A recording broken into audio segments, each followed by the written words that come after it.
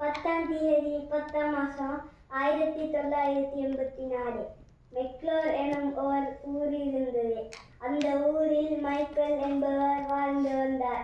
அவர் ஒரு பெரிய பணக்காரர். அவர் மிக நல்லவர், மற்றவர்களுக்கு உதவி செய்வார்.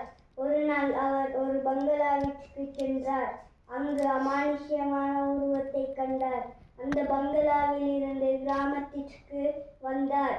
ஊர் மக்களிடம் நடந்ததெல்லாம் சொன்னார்.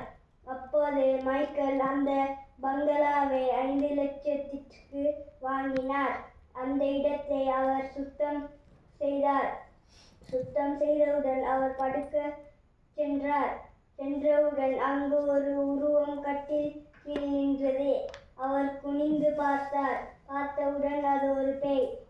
அந்த பேய் அவரை கொன்றது.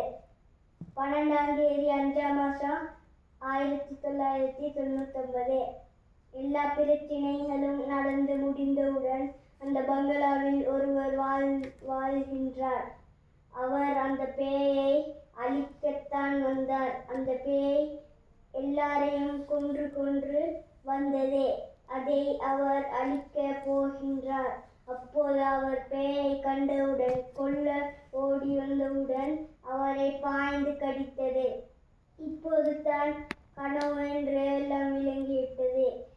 1/10/1999 அவர் அந்த பேயை கொல்ல போனார். அவர் பாய்ந்து அந்த பேயை கத்தியால் குத்தி கொன்றார். இப்போது தான் கிராமத்திற்கு அவருடைய பெயர்